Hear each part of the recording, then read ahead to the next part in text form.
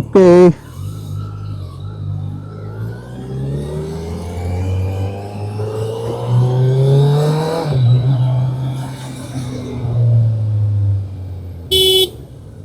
எதுக்கு லெஃப்ட்ல வந்தான், திரும்ப எதுக்கு ரைட்ல போறான்?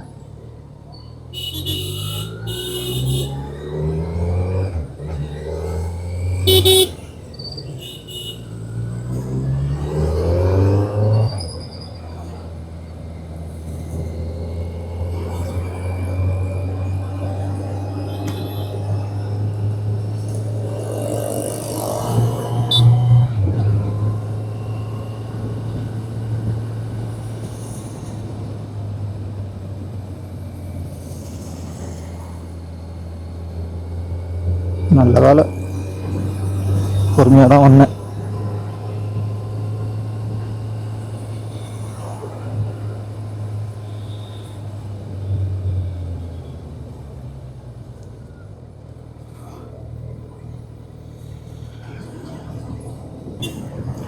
ரைட்டு எடுத்தே போயிடலாம்.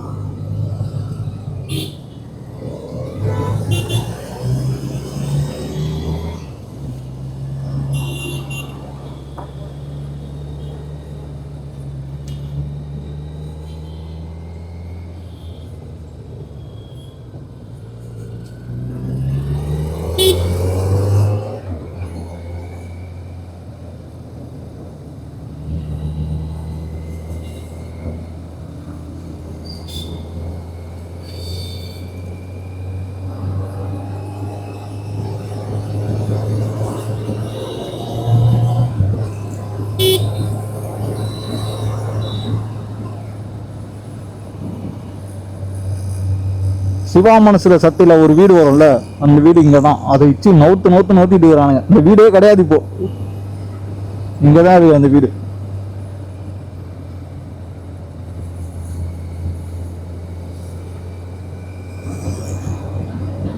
மெட்ரோ பொறுத்தனால இடிச்சுட்டு இருக்காங்க.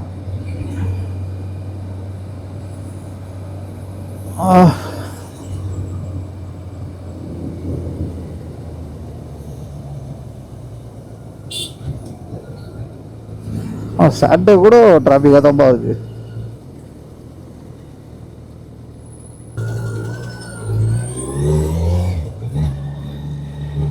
ஒன்றும் நவர மாட்டானுங்க.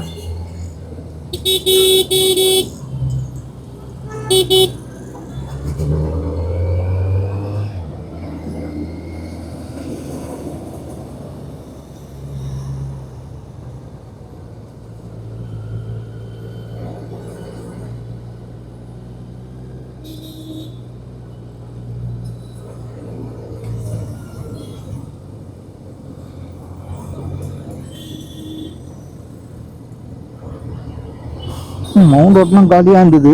மவுண்ட் ரோட் காலி ஆகிறத பார்த்து ரோடு காலியாக தான் இருக்கும்னு நினச்சேன். பார்த்தா சேட்பட் டவுன்னா செம்ம டிராஃபிக் ஆயிடுச்சு.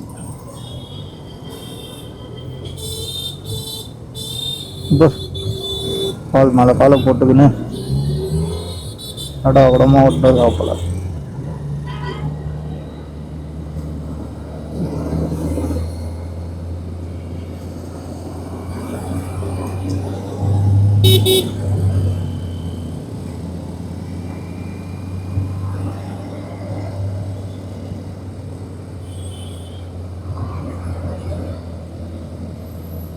இந்த ரோட்ல ஓட்டவே முடியாது.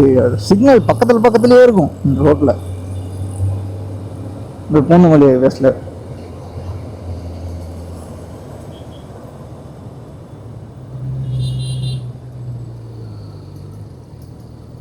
இப்பதானே அங்க ஒரு சிக்னல் நின்ன, அதுக்குள்ளே ஒரு சிக்னல், திரும்ப அங்க ஒரு சிக்னல் இருக்கும். இங்க இருந்து அம்பேகரை வரைக்கும் கொஞ்சம் டிராஃபிக்கா இருக்கும். அதுக்கப்புறம் கொஞ்சம் ஃப்ரீ ஆகிடும். திரும்ப அதுக்கப்புறம் கொஞ்சம் டிராஃபிக் ஆகிடும். அதுக்கப்புறம் அந்த எம்ஜிஆர் காலேஜ் வர வரைக்கும் டிராஃபிக்காக தான் இருக்கும். அங்கெல்லாம் ரோடே மோசமாக தான் இருக்கும். இன்னும் சும்மா மவுண்ட் ரோடுக்காக போயிருக்கலாம் போல இருக்கு. பிரிட்ஜி ஏட்டானா ஒரே ரோடு, அதனால இந்த பக்கம் வந்தேன் நான். மவுண்ட் ரோட்லேயும் அதே மாதிரி தான் டிராஃபிக்காக இருக்கும். நம்ம இது தாண்டுற வரைக்குமே டிராஃபிக்காக தான் இருக்கும். மீனம்பாக்கம் தாண்டுற வரைக்குமே அதுக்கப்புறமா டிராஃபிக்காக தான் இருக்கும். சிக்னல்லாம் நின்று போனோம். இதனா பிரிட்ஜ் ஏறுறதுக்குன்னா கொஞ்சம் டிராஃபிக்காக இருக்கும். பிரிட்ஜ் ஏறிட்டானா அதுக்கப்புறம் ஒரே ரோடு தான். பாருங்க சல்லுன்னு போயிடலாம். இந்த வண்டி ஓட்டின மாதிரி ஏறுவோம்.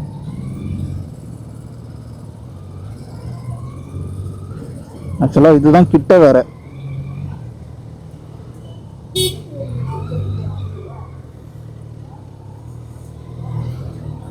காலையே கிளம்பணும்னு நினச்சேன்.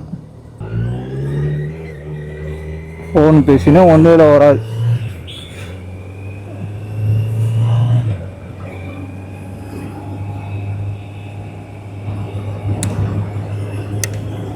ஒன்னே நின்று பேசணும்.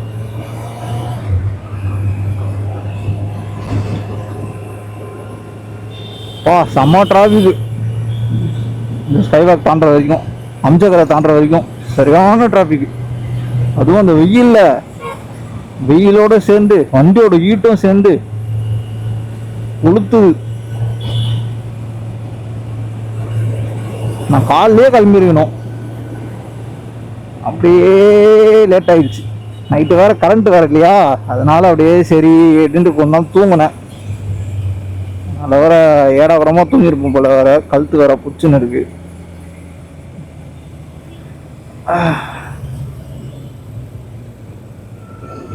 சரி, அதனால கொஞ்ச நேரம் தூங்கிட்டு பொறுமையாக கிளம்பலாமே, சாட்டர்டே தானே அப்படின்னு நினச்சேன்.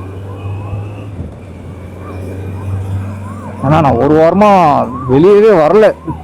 வீட்டுக்குள்ளேயே இருந்ததால வெளியே வெயில் எப்படி அடிக்குதுன்னு தெரில. நான் நைட்டில் மட்டும்தான் வந்தேன் நான் வெளியே. அதனால் வெயில் எப்படி அடிக்கிறது தெரில. சரி பொறுமையாக போய்க்கலாமேன்னு நினச்சேன். 2 மணி நேரம் மழை வேற பெஞ்சுதா, சரி எவ்வளோ வெயில் இருக்காது அப்படின்னு நினச்சேன். பார்த்தா வெயில் அடிச்சு நவுத்துது. இவ்வளோ சீக்கிரம் ஸ்டார்ட் ஆகிட்டு இருக்கு வெயில். அவ்வளோதான். இதுக்கப்புறம் வெயிலெலாம் முடிஞ்ச பிறகுதான் வண்டியில் கையே வைக்கணும் போல இருக்கு.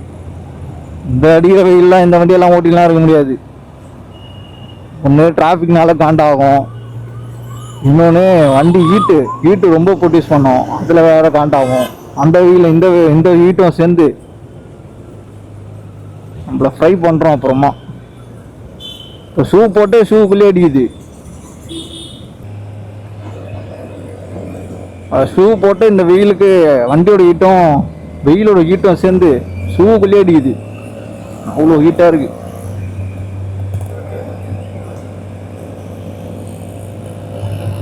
அவ்வளோதான். இதுக்கப்புறம் எங்கேயும் ஊருக்கு எங்கேயும் போகிறதெல்லாம் இல்லை. வெயிலெலாம் முடிஞ்ச பிறகு தான். ஏன்னா அந்த வெயிலெலாம் போக முடியாது, செம்ம காண்டாகும். எனக்கு ஆல்ரெடி வெயில் எனக்கு பிடிக்கவே பிடிக்காது, ஆகவே ஆகாது வெயில். எனக்கு வெறியாக்கும் வெயில். அதெல்லாம் வண்டி எத்தனை 300 கிலோமீட்டர் 400 கிலோமீட்டர் மேலே ஓட்டணும்னா காண்டாகும். அது வந்து சூட்டெல்லாம் போட்டுக்கின்னு ஆஹா சரியான டிராஃபிக்காக இருக்கு. இதுக்கப்புறம் வண்டி எத்தான் ஒன்றும் காலைல இல்லை, நைட்டு போகிறார்ல ஒரு அம்சக்கரையிலேருந்து ஃபோன் பேசின வண்டி ஓட்டணுமா. ஃபோனை வைக்கிற மாதிரி இல்லை போல இருக்குது.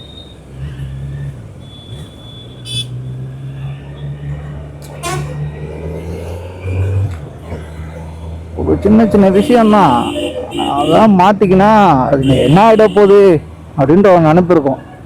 என்ன ஆக போகுது நம்மளுனா தெரியுமா? என்ன எல்லா விஷயமும் அலட்சியத்தினால தான் நடக்குது.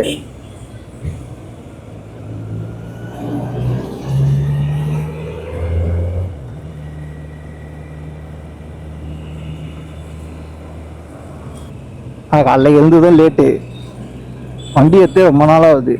வண்டியிலேருந்து கவர் எடுத்தா வண்டி தூசியாக இருக்கு. அதை கொஞ்ச நேரம் தொடச்சி எடுக்கிறதுக்குள்ள அது ஒரு 45 மினிட்ஸ் அதுமாதிரி ஆயிடுச்சு. இன்னும் நான் சாப்பிடக்கூட இல்லை, ட்ரையாக இருக்கு. லாஸ்ட்டாக வால்பாறை போயிட்டு எடுத்துன்னு வந்து விட்ட வண்டி அது. அதுக்கப்புறம் நான் வண்டி எடுக்கவே இல்லை. நான் வால்பாறை போனது டிசம்பரில் நினைக்கிறேன். ஆமாம் டிசம்பரில். இது மார்ச் 15 இன்னைக்கு தான் எடுக்கிறேன். அதோட ஆடிக்கினே இருக்காரு. 15 இன்னைக்கு தான் எடுக்கிறேன். அதோட இது நடுவில் ஒரே ஒரு தடவை சர்வீஸ்க்கு மட்டும் எடுத்துன்னு போய் விட்டு வந்தேன். சர்வீஸ் விட்டுக்கு ஃபிப்பு லாஸ்ட்டில் நினைக்கிறேன். ஃபிப்பு லாஸ்ட்டில் தான் சர்வீஸ் விட்டேன். ஃபிப்பு லாஸ்ட்லேயே எப்போ விட்டேன் ஓட்டும் போனான். சர்வீஸ் விட்டு அதோட எடுத்துன்னு வந்து விட்டேன். வண்டி நான் எடுக்கவே இல்லை. சர்வீஸ் விட்டு எடுத்துன்னு வந்து விட்டேன். சர்வீஸ் சென்டர்லேருந்து ஃபோன் பண்ணாங்க, ஏதோ ஃபீட்பேக் இருக்கா, நான் கம்ப்ளைண்ட் இருக்கான்னு. 2 தடவை ஃபோன் பண்ண, 2 தடவையும் இந்த வீக் கிளாஸில் பண்ணுங்க, நான் சொல்கிறேன் அடுத்த வீக் கிளாஸில் பண்ணுன்னு சொல்லி வச்சுருக்கேன். ஆனால் எடுக்க நானும் இன்னும் ஃபீட்பேக்கு கொடுக்கல வேறு.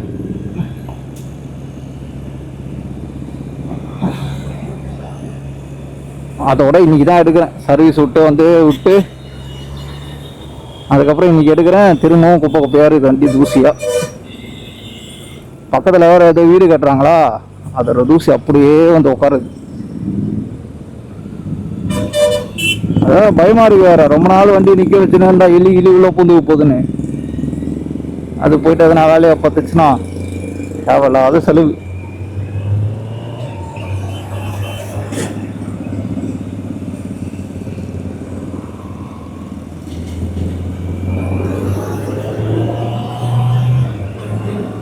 இங்கே அந்த பிரிட்ஜ் வரைக்கும் தாண்டோன்னா அதுக்கப்புறம் ரோடு கல்லியாக தான் இருக்கும்.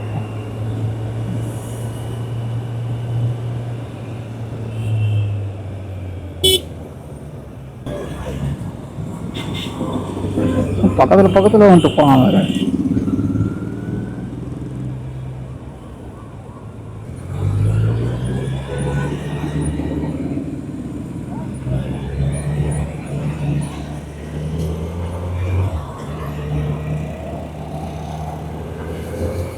அப்படின்னா நோண்டினே போவான் ஃபோனில். வண்டி கூட ஓட்ட முடியாத அளவுக்கு ஃபோனை நோண்டிக்கினே போகிறாப்புல.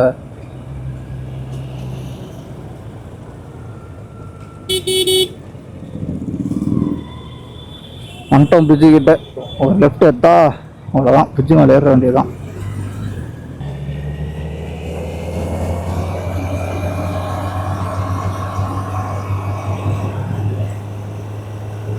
அவ்வளோதான், இதுக்கப்புறம் ஒரே ரோடு தான். பாருங்க போகலாம்.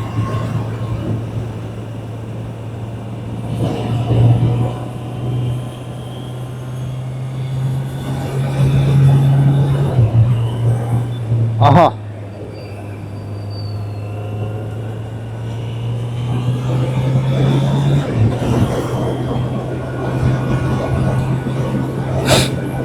டிராஃபிக்லாம் ஓட்டினா ஈட்டு பயங்கரமாக தெரியுது. நம்ம பாட்டில் ஓட்டும் போனால் ஈட்டு தெரியாது. நம்ம ஸ்லோ பண்ணுறோம், ஸ்லோ நிறுத்துறோம், அப்போ தான் ஈட்டு தெரியும் பயங்கரமாக வண்டி. இது காத்தடிச்சாலே எனக்கு பயமாக இருக்கு. ஏன்னா வீடியோ போகும்போது அந்த வின் நாய்ஸ் வந்து பயங்கரமாக தெரியுது. நிறைய பேர் சொல்லிட்டாங்க மைக்கெல்லாம் மாற்ற முடியாது. மைக்கு நான் 15,000 கொடுத்து வாங்கினேன் மைக்கு மட்டுமே. இப்போ ஒன்று பண்ணியிருக்கிறேன் மைக்கில். மேபி எனக்கு சத்தம் வராதுன்னு தான் தோணுது, வின் நாய்ஸ் வராதுன்னு தான் தோணுது. இந்த மைக்கு கூட கொடுத்த வின் நாய்ஸ் வந்து அதை பேர் ஏதோ மறந்துச்சு பேர், அந்த ஃபோம் மாதிரி இருக்கும். அது பேர் வின்கார்டா ஏதோ ஒன்று சொல்லுவாங்க. அது வந்து ரொம்ப பெருசாக இருக்குது. நம்ம போட்டோம்னா அது அப்படியே ஒரு மாதிரி ரொம்ப பெரிய மைக்கு அப்படின்ற மாதிரி இருக்குது.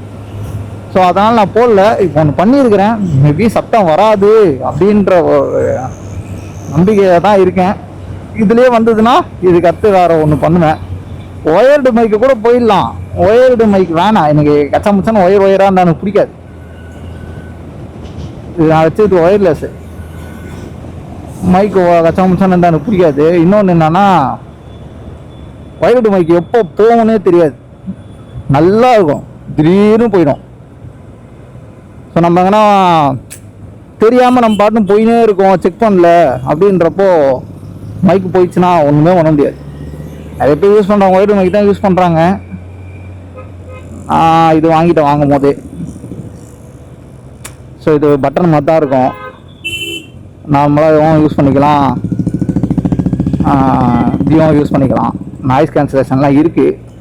நாய்ஸ் கேன்சலேஷன் போட்டுமே ஒரு நேரத்தில் வின் நாய்ஸ் அதிகமாக அடிக்கும் போது வருது. மேபி ஹெல்மெட்டு ப்ராப்ளமாக என்னன்னு தெரில.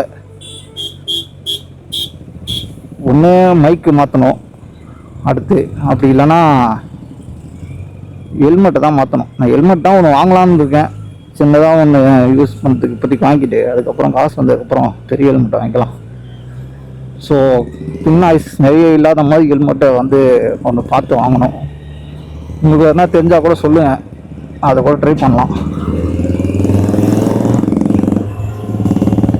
ஏன்னா எனக்கே இரிட்டேட் ஆகுது, எனக்கே பிடிக்காது தான் வின் நாய்ஸ் அதிகமாக இருந்தா.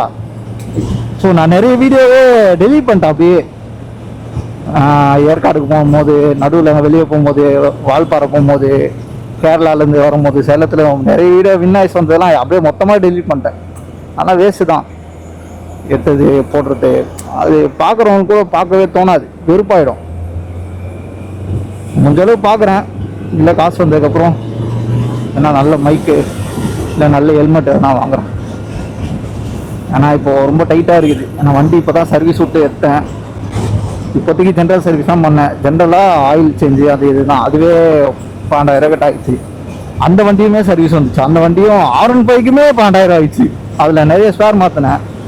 ஏன்னா அது 5 லட்சம் கிலோமீட்டர் மேலே ஓடிச்சு அந்த வண்டி. ஸோ அதனால் நிறைய மாற்றினேன். இன்னும் அதில் டிஸ்கு பிளேட்டு 2 பிளேட்டை மாற்றணும். அந்த டயர் ஃப்ரண்ட் டயர் வேறு மாற்றணும். அது மட்டும் இருக்குது. அதுவே நான் மாற்றாம தான் ஓட்டின்னு இருக்கேன். அதை மட்டும் மாற்றணும். அதுக்கே அவ்வளோ ஆயிடுச்சு. ஸோ 2 ஒரே டைமில் பண்ணேன். இதில் வண்டி இஎம்ஐ வேறு 22 கிட்ட வரும். வண்டி இஎம்ஐ, வண்டி சர்வீஸு, அந்த வண்டி சர்வீஸு, அதுக்கப்புறமா இன்னொரு இஎம்ஐ இருக்குது. எல்லாம் சேர்ந்து போட்டு நவுத்தி வச்சுருந்தேன். அதனால் கொஞ்சம் ட்ரையாக தான் இருக்கேன். அதனால தான் வண்டியும் மோஸ்ட்டாக எடுக்கல. அதுவும் ஒரு காரணம். எங்கேயும் ஊருக்கும் எங்கேயும் பிளான் பண்ணல, ரொம்ப ட்ரை ஆகிடுச்சு. அதான் சொல்லிட்டாங்க, அத்தை சர்வீஸ் அப்போ வந்து டிஸ்க் பேட் 2 மாற்றணும், ஒரு 22,000 ரூபாய் கிட்ட ரெடி பண்ணிக்கோங்க அப்படின்னு சொல்லிட்டாங்க. அடுத்த 6 மாதத்தில் நான் சர்வீஸ் விட்டு 1 மாதம் மேலே ஆயிடுச்சு. 1 மாதம் வண்டி சும்மா தான் நின்று இருந்தது. போன சர்வீஸே நான் வந்தேன், கிலோமீட்டர்லாம் ஓட்டல. 6000 கிலோமீட்டர் ஓட்டி இருக்கணும்னு நினைக்கிறேன். 6000 கிலோமீட்டர்லாம் ஓட்டல. மோஸ்ட்டாக டேட் எக்ஸ்பைரி ஆகுதுன்னு சொல்லிட்டு தான் எடுத்துன்னு போய் விட்டேன் சர்வீஸு. ஏன்னா டேட் எக்ஸ்பைரி ஆயிடுச்சுன்னா வாரண்டி கிளைம் பண்ண முடியாது. ஸோ அவங்களும் என்ன பண்ணாங்க, 6 மாதம் முடிஞ்சு நான் 7ஆம் மாதமும் நான் தான் விட்டேன். 7 மாதம் 8 மாதம் தான் கழிச்சு விட்டேன். ஸோ அவங்க என்ன சொன்னாங்க, நீங்கள் டேக்ஸ் சர்வீஸாக பண்ணிக்கிறீங்களா அப்படின்னு கேட்டாங்க. இல்லை வேணாம், நான் இந்த மாதம் லாஸ்ட்டில் போல் நீங்கள் கால் பேக் பண்ணுங்கள், அப்பாயின்மெண்ட் போடுங்க அப்படின்னு சொல்லி அப்புறம் நானே டைம் கேட்டேன். ஆனால் வேணாம், எதுக்கு, எப்படியோ விட போகிறேன், அது இப்போ விட்டான்னா 1 வாரம் கழிச்சு விட்டான்னா அப்படின்னு சொல்லிட்டு விட்டேன். 3500 கிலோமீட்டரும் சம்திங் தான் விட்டேன். பார்த்தா தெரியும். 3800 கிலோமீட்டர்லேயே எவ்வளோ விட்டேன். ஸோ ஃபஸ்ட்டு 1000 கிலோமீட்டரில் ஃபஸ்ட் சர்வீஸு, அதுக்கப்புறம் 6000 கிலோமீட்டர் இல்லை 6 மாதம் 2ல் எதனா ஒன்றில் வந்து செகண்ட் சர்வீஸ் வரணும். ஏன் இவனுக்கு 6 மாதத்துக்குள்ள 2 எது ஃபஸ்ட்டு வராது இன்னும் சொல்கிறாங்கன்னா, யாருமே 6 மாதத்துக்குள்ள 6000 கிலோமீட்டர்லாம் ஓட்ட மாட்டாங்க.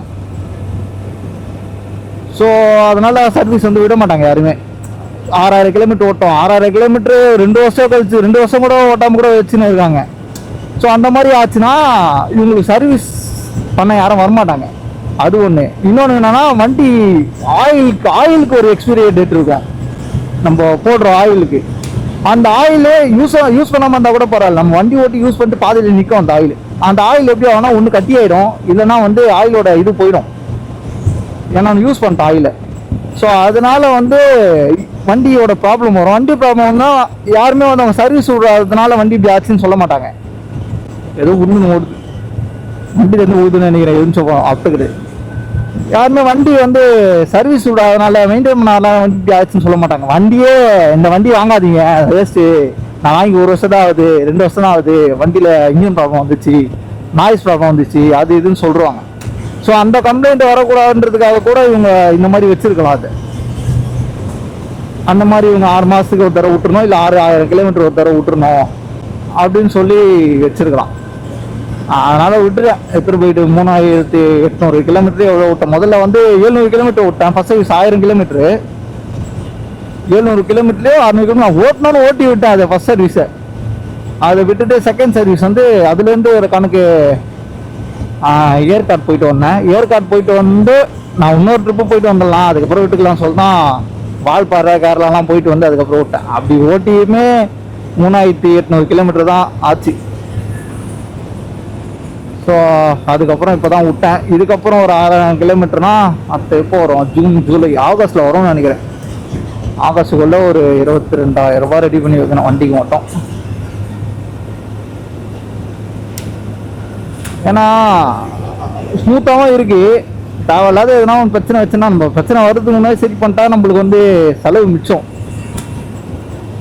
அந்த ஸ்டாரோட மாத்திரம் அதோட மாத்திரத்தோடு போயிடும். நம்ம அப்புறம் மாற்றிக்கலாம்னு சொல்லிட்டு அப்படியே ஓட்டி இருந்தோன்னு வச்சுக்கோங்களேன், எதனா ஒன்று பெருசாக வச்சுதுன்னா முடிஞ்சுது கதை. ஏன்னா பெட்ரோல் கம்மியாக இருந்தாலே நான் பெட்ரோல் போட்டுருவேன். அந்த பிளிங்க் ஆகும். பிளிங்க் ஆனாலே 15 கிலோமீட்டர் ஓட்டலாம் ரிசர்வில். ஆனால் எனக்கு அதுவே பயமாக இருக்கும். ஏன்னா R15 நான் ஸ்டார்டிங் வாங்கினப்போலாம் நான் பெட்ரோல் வந்து கம்மியாக தான் போடுவேன்.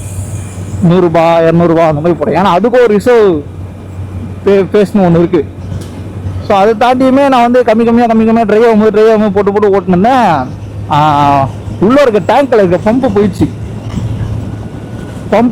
பம்பு ரெண்டாவது வந்து எவ்வளோ 12,000 ரூபா எவ்வளோ கொடுத்து வாங்கி மாற்றணும்னு நினைக்கிறேன். அந்த வண்டிக்கே 12,000 ரூபாய் பம்பு. அப்போ இந்த வண்டிக்கு நான் அப்படி போட்டு ஓட்டேன்னு வச்சுக்கோங்களேன், அவ்வளோதான் முடிஞ்சது கதை. ஸோ அதனால அதையுமே வந்து பெட்ரோல் வந்து ஒரு பாயிண்ட் வந்தாலும் நான் போட்டு வச்சிருவேன். வண்டி நின்னா கூட பரவாயில்ல, எத்தனை போய் இப்போ வீட்டுக்கு தான் போகிறேன்னா கூட எத்தனை போய் போட்டு நிறுத்திடுவேன். ஏன்னா சப்போஸ் நம்ம எப்படிப்பட்ட சுச்சுவேஷனில் வந்து வண்டியை திரும்ப எடுப்போன்றது நம்மளுக்கே தெரியாது. சடனாக எங்கன்னா போகிற மாதிரி இருக்கும். பக்கத்தில் பெட்ரோல் பங்க் நான் ஸ்பீடு தான் போடுவேன். ஸ்பீடு மோஸ்ட்டாக எங்கேயுமே இருக்காது. ஸோ அதனால் தப்புன்னு வண்டி எடுத்துகிட்டு போகும்போது நம்ம போகிற வழியில் போட்டுக்கலான்ட்டு போயிடுவோம். ஆனால் போகிற வழியில் நம்ம போடுவோமா அப்படின்றது நம்மளுக்கு தெரியாது. நம்ம ஒரு இடத்துக்கு போகிறத விட ரிட்டர்ன் வரவங்க தான் கொஞ்சம் நிதானமாக வருவோம். போகும்போது வந்து போய் ஆகணுன்றது டைமில் போகும்போது நம்ம அப்படியே ஓட்டுவோம். அதில் தான் பிரச்சனை ஆகும். ஸோ அதனால் வந்து பெட்ரோல் ஒரு பாயிண்ட் இருந்தாலே, ஒரு வாட்டி பிளிங்க் ஆனாலும் சரி, ஒரு பாயிண்ட் இருந்தாலும் சரி, நான் போட்டு விட்டுருவேன் எடுத்துன்னு போயிட்டு. ஏன்னா நான் சர்வீஸ் சென்டரில் விடும் போதும் வந்து பெட்ரோல் போகும்போது போட்டுக்கலாம்னு சொல்லிட்டு போனேன். ஆனால் பெட்ரோல் பங்கே கிடையாது. அவர்கிட்ட கேட்டேன், பிளிங்காக ஆரம்பிச்சு அவர்கிட்ட கேட்ட ரிட்டர்ன் இருக்கும்போது கொஞ்சம் தூரம் வரைக்கும் ஓட்டலாம் அப்படின்னு சொன்னார். சரி அப்படியே பக்கத்தில் தானே சர்வீஸ் சென்டர் எங்கே இருக்குன்னா 7 ஸ்டோர் பேக் சைடு இருக்குது. பாடி 7 ஸ்டோர் பேக் சைடு. அங்கே வந்து சரி ஒரு 8 கிலோமீட்டர் தானே, போகிற வழியில் இருந்தால் போட்டுக்கலாம், இல்லைனா வந்து அப்புறமா போட்டுக்கலாம் விட்டு நிறுத்தினது தான். அப்படியே நிற்கிது வண்டி. எனக்கு அதுவே பயந்து நின்னேன். அப்படியே பெட்ரோல் வந்து இல்லாமல் நிற்கிது வண்டி அப்படின்னு சொல்லிட்டு. அதுக்கப்புறம் இப்போ தான் எடுத்துன்னு போயிட்டு மவுண்ட் ரோட்டில் போய் போட்டு அதுக்கப்புறம் எடுத்துன்னு வரேன்.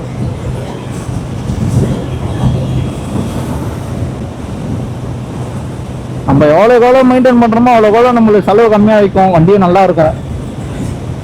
வண்டியோட இன்ஜினும் நல்லா இருக்கும். நம்ம கண்ணா பின்னான்னு ஓட்டணும்னா இது பெருசாக செலவு வைக்கும். வச்சுக்கன்னா வெறுத்து போயிடும்.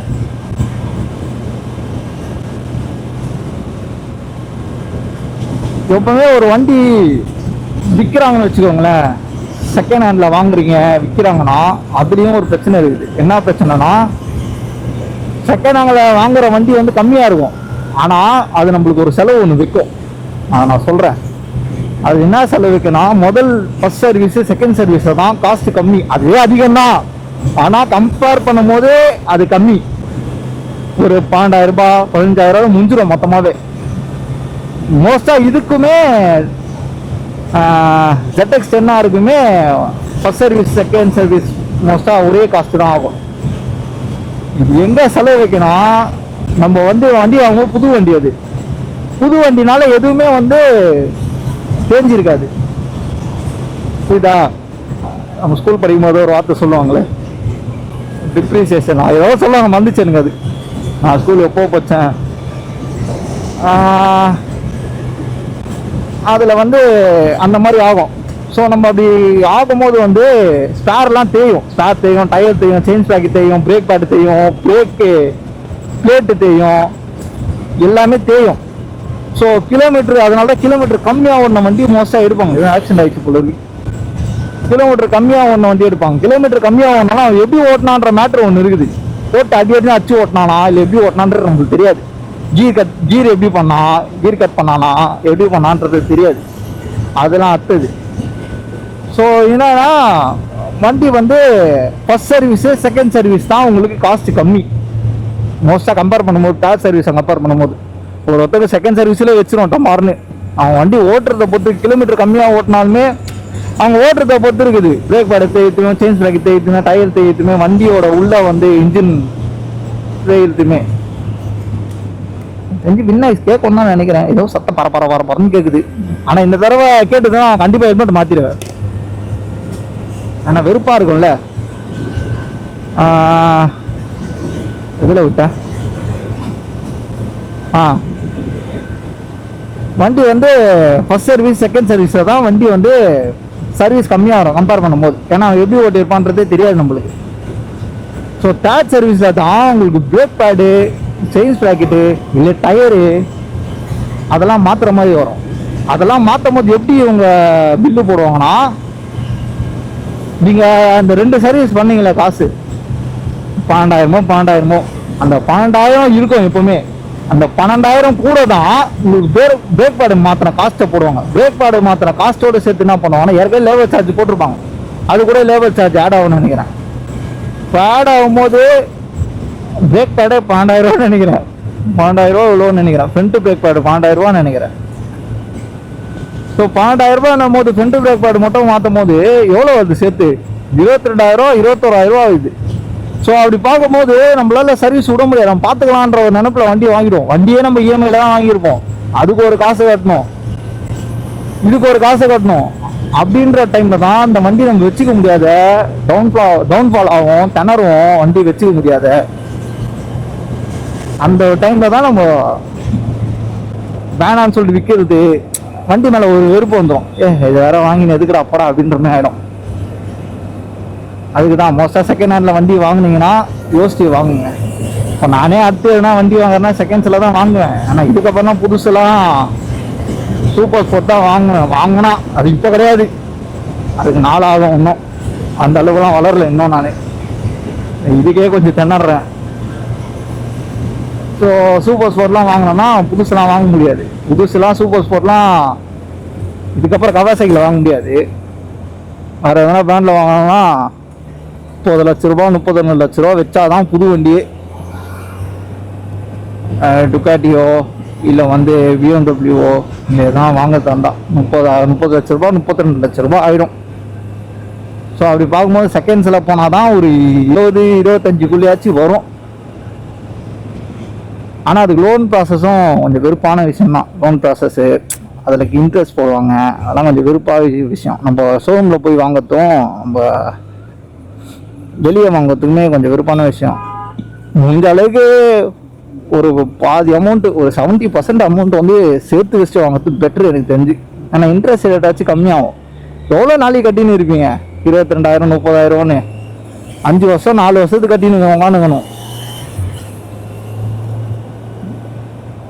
இப்போ எனக்கே இருக்கு இன்னும் 4 வருஷம் இருக்கு, 4 வருஷமும் 3.5 வருஷமும் இருக்கு இன்னும். அதில் யோசிச்சா நைட்டு தூக்கம் வராது. அதனால யோசிக்கவே மாட்டேன்.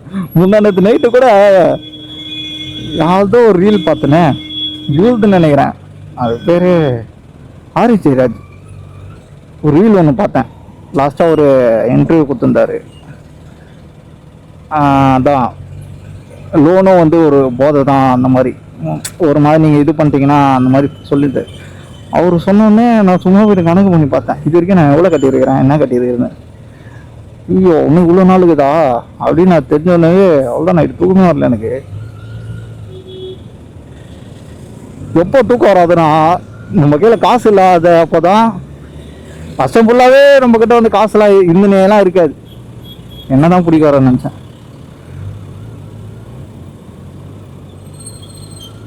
லாரியா தூக்குறாங்க பார்த்து. வருஷம் ஃபுல்லாகவே நம்மக்கிட்ட காசு இருந்துக்கினேலாம் இருக்காது. ஸோ எப்படியோ 1 மாதம் 2 மாதம் வந்து காசு இல்லாமல் இருப்போம். இந்த பிரிட்ஜு மேலே ஏறி இறங்கும் போது லெஃப்டில் நிற்பாங்க. ஸோ அந்த பிரிட்ஜு மேலே போகிறவங்க பார்த்து போங்க.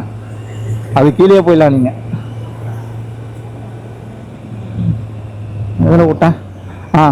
எப்படியோ 2 மாதம் 3 மாதம் காசு இல்லாமல் இருக்கும். அந்த டைமில் தான் என்னென்னமோ தோணும், என்னென்ன கணக்கோ பார்க்க தோணும். அதனால் மோஸ்ட்டாக வாங்கிட்டேன்னா கட்டி தான் ஆகணும், வேறு வழியே கிடையாது.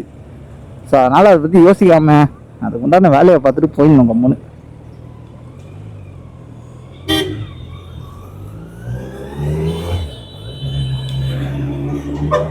எனக்கெல்லாம் இந்த 2 மாதம் 3 மாதம் வந்து டவுன்ஃபால் ஆகிறத வந்து நான் அக்செப்ட் பண்ணிப்பேன். ஏன்னா அப்போ தான் நான் வந்து ஒழுங்காக வேலை செய்வேன். அதுக்கப்புறமா அடுத்த 3ஆம் மாதமோ இல்லை 4ஆம் மாதமோ ஒழுங்காக இருப்பேன், ஒழுங்காக வேலை செய்வேன். இல்லைன்னா அந்த திமிர் வந்துடும். நம்மளுக்கு தான் எப்போவுமே செலவு காசு இருக்கு வந்துடுது அப்படின்னு திமிர் வந்துடும். அதனால் நான் அதெல்லாம் அக்செப்ட் பண்ணிப்பேன். எப்படி சொல்கிறது, காசே இல்லைனாலும் கேட்டால் கொடுக்கறதுக்கு யாருன்னா கிட்ட கேட்டால் கூட கொடுத்துருவாங்க. ஸோ அந்த மாதிரி தான் பழக்கம்லாம் இருக்கும். ஸோ நான் கேட்க கூட மாட்டேன். என்கிட்ட காசு இல்லையா, காசு எல்லாமே கிடப்பேன். ஸோ நீங்கள் நல்லா வெளியே சாப்பிட்டுட்டு கேட்டுட்டு நல்லா இருக்கும்போது காசு இல்லாதப்போ ஒரு வெறுப்பு ஒன்று வரும். அந்த வெறுப்பில் தான் நீ அடுத்து வந்து ஒழுங்காக இது முடிக்கணும், ஒழுங்காக வேலை செய்ய தோணும். ஸோ அதனால தான் நம்ம காசு இல்லாதப்போ வாங்குற கடனில் தான் நம்ம வந்து லாஸ்ட்டாக வந்து மாட்டிப்போம்.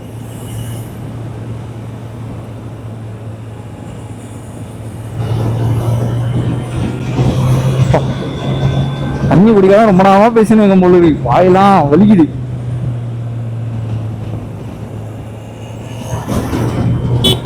ரொம்ப நாள் வச்சு வண்டி எடுத்து ஓட்டும் போது ஒரு மாதிரி இருக்கும். வண்டி நம்மளுக்கு செட்டே ஆகாது. ஒரு மாதிரி பயந்து ஓட்டுற மாதிரி. பயந்து ஓட்டுறது தான் எதுக்குன்னா எவனா வந்து முட்டிடுவானோ, நம்மளால டேக்கிள் பண்ண முடியுமான்ற ஒரு தாட் வரும். அது கொஞ்ச நேரம் ஓட்டினா சரியாயிடும்.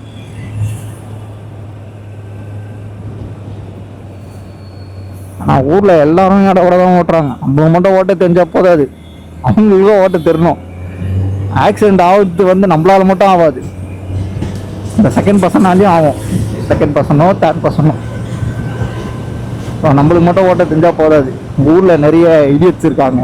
அந்த டயர் விளம்பரத்தில் வருமே அந்த மாதிரி சியா டயரில்.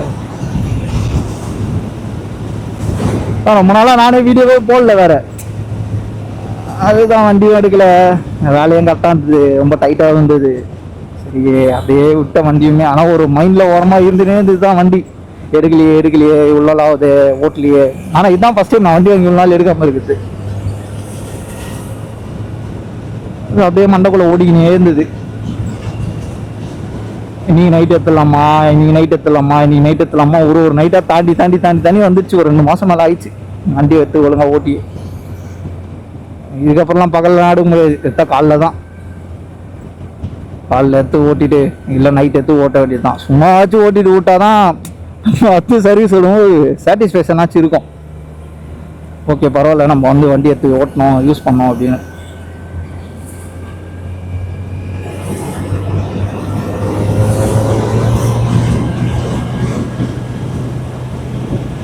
அதேமாதிரி வண்டியை கொஞ்சம் ரொம்பவே ஸ்லோவாகவே ரொம்ப நாளாக ஓட்டின்னு இருந்தால் வண்டி அதுக்கு அரெஸ்ட் ஆகிடும். வண்டி பிக்கப் கம்மியாகும், மைலேஜ் அடி வாங்கும். எங்கன்னா உங்களுக்கு நல்ல கான்ஃபிடென்ட் இருக்குது, என்னால் கண்ட்ரோல் பண்ண முடியும் அப்படின்ற டைமில் கொஞ்சமாக வண்டியை ரைஸ் பண்ணிட்டு அப்படியே ஸ்லோ டவுன் பண்ணிக்கணும். ஏதோ ஒரு ஹைவேஸ்லேயோ இல்லை எங்கேயோ. நான் சொல்கிறத நல்லா கேட்டுக்கோங்க. எங்கன்னா ஹைவேஸ்லேயோ இல்லை எங்கேயோ கொஞ்சமாக வண்டியை ரேஸ் பண்ணிட்டு அப்படியே ஸ்லோ டவுன் பண்ணிக்கணும். ஒரு 3 செகண்டோ இல்லை 10 செகண்டோ அந்த மாதிரி ஓட்டிட்டு ஸ்லோ டவுன் பண்ணிக்கணும். அப்போ இன்ஜின் வந்து டியூன் ஆகும் நல்லா. அப்போ தான் வண்டியோட இன்ஜின் லைஃபும் நல்லா இருக்கும். நம்ம அதே இதில் ஓட்டினோம்னா இன்ஜின் அதுக்குள்ளேயே அரெஸ்ட் ஆகிடும். வண்டி வந்து இன்ஜின்லாம் வீணாக போயிடும். அதுக்கப்புறமா வண்டி பிக்கப் இருக்காது, மைலேஜும் தராது, அடி வாங்கும். ஆர்பிஎம் மட்டும் ஏறும். ஆனால் நல்லா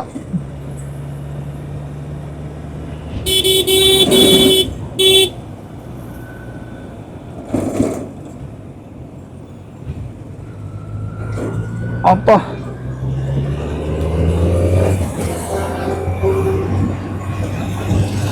நான் இந்த தடவை கொஞ்ச நாளைக்கு வந்து லோக்கலில் தான் எங்கன்னா கிட்டே தான் போகணும்னு நினைக்கிறேன். ஒரு 100 கிலோமீட்டருக்குள்ளே. அதில் கூட சரி ஏலகிரியாச்சும் போயிட்டு வந்துடலாமே அப்படின்னு தோணுச்சு. தானே இருக்கு ஏலகிரி, சும்மா போயிட்டு வந்துடலாம், ஒரு நாள் 2 நாளில் கூட போயிட்டு வந்துடலாம் அப்படின்னு நினச்சேன். ஏற்கனவே தான் போகிறோமே, நம்மள்தான் ஏற்காடு பிடிக்குமாச்சே, சரி ஏற்காடு வரைக்கும் போயிட்டு வந்துடலாமான்னு தோணுது. ஏற்காடு வரைக்கும் போகலாம், ஏற்காடு ஏற்கனவே போயிட்டுமே, புதுசாக வேறு எதனா இடத்துக்கு போகலாம் அப்படின்னு தோணும். இப்படியே மாறி தோணுன்னு இருக்கும். அதுதான் எப்படியோ ஏலகிரி போனாலுமே அதே செலவு தான், ஏற்காடு போனாலும் அதே செலவு தான். அதுக்கு சம்மர் முடிட்டோம், முடிஞ்ச பிறகு எதனா ஒரு நல்ல இடத்துக்கு போயிட்டு வந்துடலாம்.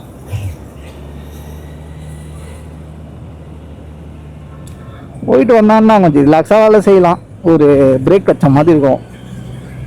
பிரேக்கே இல்லாமல் ஒரே ரொட்டீனை திரும்ப திரும்ப திரும்ப திரும்ப பண்ணி நிற்கிறதுக்கு காண்டாக இருக்கும். வேலைக்கு போனால் வீட்டுக்கு வரணும், சாப்பிட்ணும், தூங்கணும், திரும்ப வேலைக்கு போனால் வீட்டுக்கு வரணும், சாப்பிட்ணும், தூங்கணும். இதுக்கு நடுவில் புது ஆளுங்களையும் பார்க்க முடியாது, புதுசாக எதுவுமே கற்றுக்க முடியாது. நம்ம 4 பேர்கிட்ட பேச பழக பழக தான் நம்மளுக்கும் கொஞ்சம் மெச்சூரிட்டி வரும், நம்மளும் கொஞ்சம் எந்த இடத்துல எப்படி நடந்துக்கணும்னு தெரியும். நம்ம பாட்டு குண்டு சத்திலே குதிரை ஓட்டணும்னா எதுவுமே கற்றுக்க முடியாது.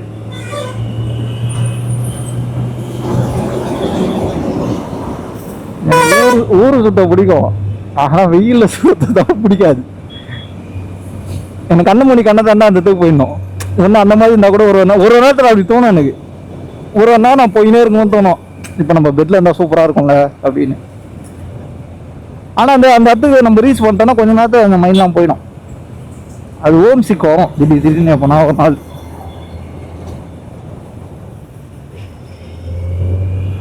வெயில் வேற அச்சு நவுத்துது வேற.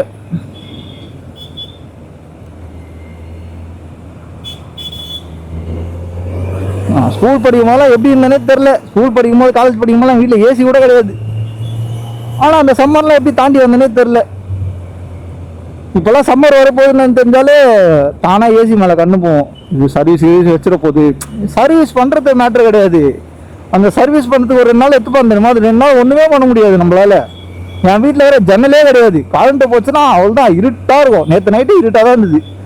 என் ஃபோனில் வேறு சார்ஜே இல்லை, வேறு லைட்டு டார்ச் தான் ஆன் பண்ணி வச்சிருவேன், அப்படியே ஃபோனை கவுத்து போட்டுருவேன் பெட்டில். ஸோ இருட்டாகிடும். எப்படி தான் இருந்தேன்னு தெரில. ஆனால் தூங்கத்துக்கு முன்னாடி குளிச்சிருவேன், இப்போவும் சரி அப்போவும் சரி, தூங்கத்துக்கு முன்னாடி குளிச்சிருவேன். ஸோ குளிச்சுட்டு அப்போ அந்த குளிச்சுட்டு அந்த தண்ணியோட பத்துருவேன். அது சின்ன வயசுனால 10 தூக்கம் வந்துடும்.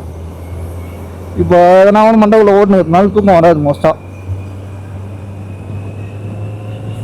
திடீர்னு அதெல்லாம் தோணும், எப்படி தான் தூங்கினா போ, ஏசி கூட இல்லாமல் சம்மர் டைமில். இத்தனைக்கும் நான் போயிட்டு காலேஜ் போயிட்டு வருவேன், பஸ்ஸில் தான் போவேன். பைக் இருந்தாலும் ஒரு டைமில் பஸ்ஸில் தான் போவேன். பைக்கு காலேஜ் முடிக்கும் போது தான், 3rd இயர் படிக்கும் போது தான் பைக் வாங்கணும்னு நினைக்கிறேன். 3rd இயர் 2nd இயர் படிக்கும் பைக் வாங்கினேன். அப்போ கூட நான் பைக் எடுத்து போக மாட்டேன், பஸ்ஸில் தான் போவேன். எங்கள் வீட்லேயும் கூட மாட்டாங்க வேறு ஒரு நேரத்தில். நான் வண்டி வாங்கி ரொம்ப நாள் வண்டி சும்மா தான் நின்றுது, ஓட்ட விடல என்ன. அந்த R15 சொல்கிறேன், எங்கே வந்தனே தெரியலையே. நான் பாட்டுன்னு வந்துட்டேன். அதனால் சம்மர் நம்மளுக்கு ஒத்துக்காது. சம்மரில் தான் நம்மளுக்கு, சம்மர் ஆனாலும் நைட்டு தான். நான் வீடியோவும் கொஞ்சம் குவாலிட்டியாக போட தான் ட்ரை பண்ணுறேன். அதை பார்க்குறேன், பார்த்து எப்படி போடணும், என்ன செட்டிங் மாற்றணும் எப்படின்னு பார்த்து முடிஞ்ச அளவு குவாலிட்டியாக போடுறேன். நான் கொஞ்சம் நல்லா போச்சுன்னா கூட பரவாயில்ல. திடீர்னு நல்லா போகுது, திடீர்னு அப்படியே சொல்லணும். திடீர்னு நல்லா போகுது, நம்ம எது நல்லா போகுதுன்னு அதிகம் அந்த வீடியோ போகவே மாட்டுது, அப்படியே ஸ்லோ டவுன் ஆகிடுது. ஸோ நல்லா போச்சுன்னா கூட நம்ம இன்னும் கொஞ்சம் நல்லா பர்ஃபெக்ஷன் பண்ணலாம் எல்லாத்துலேயுமே. அது ஒரு கட்டத்தில் எப்படி ஆனா போதும் இது அப்படின்ற மாதிரி ஆகிடும். ஏன்னா நம்ம செலவு மட்டுமே பண்ணுகிறமே ஆகுது, செலவு மட்டுமே பண்ணுகிறமே ஆகுது எல்லாத்துக்குமே.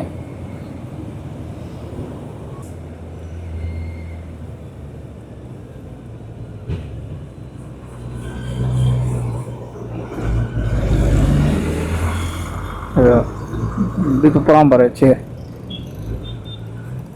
எனக்கு இப்போவே ஏதோ ஊருக்கு வந்த மாதிரி தான் இருக்குது, அப்படிதான் இருக்கு இடமே பார்க்கறதுக்கு. கொளுத்துது.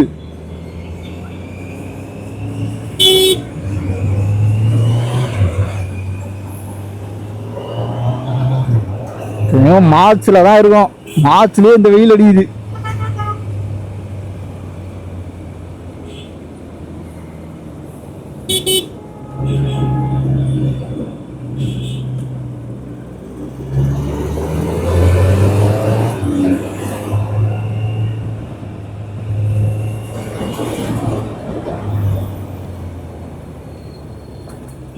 பேசினே வந்ததால் எங்கே வந்தனே தெரில. இந்த ரைட்டு தான் நினைக்கிறேன், அங்கே போனால் தெரிஞ்சிடும், சிக்னல் கிட்ட போனால் தெரிஞ்சிடும்.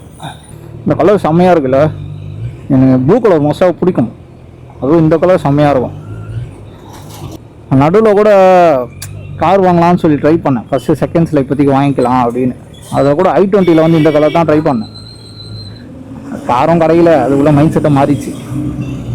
அப்புறம் வாங்கிக்கலாம் காருன்னு சொல்லி விட்டேன். ஏன்னா ஒரு நேரத்தில் வந்து பைக்கில் போக முடியல, அதனால தான் சரி வாங்கிக்கலாம், கொஞ்சம் யூஸ் ஆகும், வீட்டுக்கும் யூஸ் ஆகும். இஎம்ஐ தான் கட்ட போகிறோம், பார்த்துக்கலான்ற ஒரு தைரியம்தான்.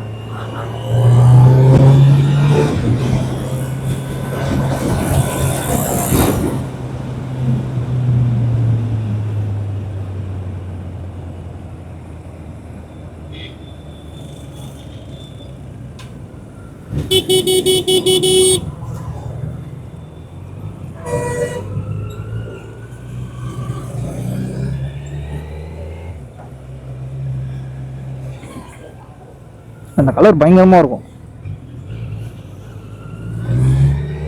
ப்ளூலேயே இந்த ஒரு ப்ளூ வந்து எனக்கு பிடிக்கும். ஸோ காரில் வந்து ஒரு சில காரில் தான் இந்த கலர்லாம் இருக்குது. பிஎம்டபிள்யூட இருக்குது, பிஎம்டபிள்யூவில் இருக்குது, அப்போ ஸ்கோடாவில் கூட இருக்குதுன்னு நினைக்கிறேன். ஸ்கோடாவில் இருக்குது, வால்வோவில் கூட இருக்குதுன்னு நினைக்கிறேன்.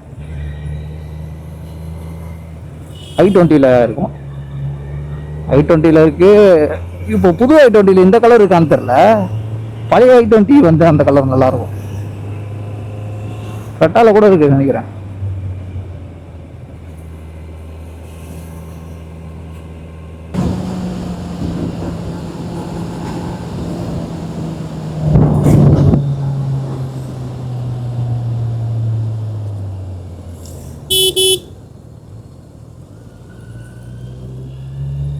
ஆனால் இப்போலாம் பிரேக்கை விட ஆளுங்க தான் அதிகமாக அடிக்கணும். ஏன்னா அவங்க முன்னாடி இருக்கிறவங்க வந்து சரியாக கவனிக்க மாட்டாங்க, கண்ணாடி மிரரே இருந்தாலும் கவனிக்க மாட்டுறாங்க. ஸோ அதனால் நம்ம ஆர்னச்சு போட்டு பெஸ்ட்டு நம்ம இன்டிமேட் பண்ணிட்டு அதுக்கப்புறமா அவங்கள ஓவர்டேக் பண்ணுறதோ இல்லை அவங்க பக்கத்தில் போகிறதோ இல்லை அவங்களை தாண்டி போகிறதோ பெஸ்ட்டு. அதனால தான் இப்போ முன்னாடிலாம் விட ஆரம் நான் நிறைய அடிக்கிறேன். இப்போது வீடியோ ஒரு நேரத்தில் நல்லா போவோம், போவோம், ஒரு நேரத்தில் வந்து போகாது சென்ஸ் கொஞ்சம் ஸ்லோவாக போவோம். இன்னொரு மேட்ரு என்னன்னா, நிறைய பேர் வந்து சப்ஸ்கிரைப் பண்ணாதே பார்க்குறாங்க வேறு. அதான் ரிட்டர்ன் பார்க்குறவங்களே திரும்ப பார்க்குறவங்களே சொல்கிறேன், அவங்களுக்கு எப்படி வரும்னு தெரில, நோட்டிஃபிகேஷன் வருமா இல்லை எப்படி வரும்னு தெரில எனக்கு. ஆனால் ரிட்டர்ன் ஆடியன்ஸ்னு காட்டுது, ஆனால் சப்ஸ்கிரைப்லாம் பண்ணல, அது எப்படின்னு தெரில. அது இதுக்கப்புறம் பார்க்குறவங்க கொஞ்சம் சப்ஸ்கிரைப் பண்ணிட்டு பாருங்கள், உங்களுக்கும் கொஞ்சம் ஏதோ பண்ணுறோன்ற ஒரு நம்பிக்கை எதனா வரும். எதனா ஒன்று இம்ப்ரூவ்மெண்ட் இருந்தால் தான் ஏதோ நம்ம பண்ணுறோம் அப்படின்ற ஒரு இது வரும். ஆனால் மைலேஜே செக் பண்ணல, கரெக்டாக மைலேஜ் செக் பண்ணல. அதை ஒரு நாள் செக் பண்ணணும், செக் பண்ணி போடுறேன். எவ்வளோ மைலேஜ் தெரில, எனக்கு தெரிஞ்சுன்னா ஒரு 17-17லேருந்து 12 தரும்னு நினைக்கிறேன் எனக்கு தெரிஞ்சு. ஏன்னா எனக்கு அவ்வளோதான் போதும் அப்படின்ற மாதிரி எனக்கு தோணுது, எனக்கு ஃபீல் ஆகுது. ஆனால் கணக்கு பண்ணல. டெய்லி ஓட்டுற வண்டியாக இருந்தால் நம்ம அதை நோட் பண்ணலாம், ஒரு பெருசாக கணக்கு பண்ணல. அதை பண்ணுறேன் ஒரு நாள் ஃப்ரீயாக இருக்கும் போது. இதுக்குன்னே வண்டி எடுத்து இதுக்குன்னே பண்ணாதான் அது கரெக்டாக இருக்கும். ஸோ எங்கன்னா போகும்போது அதெல்லாம் பண்ண முடியாது.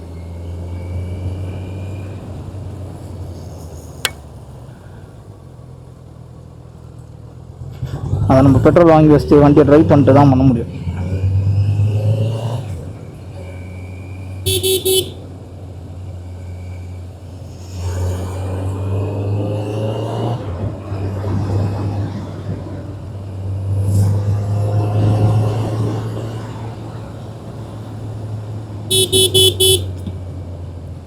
ஓகே,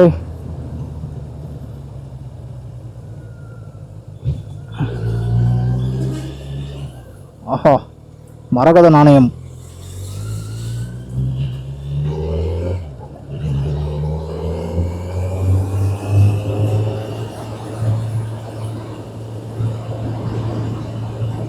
இந்த குட்டி பையன் பாருங்க எப்படி பாக்குறான். நானும் வயசில் அப்படி தான் இருந்தேன், நான் பெருசாகியுமே அப்படி தான் இருந்தேன்.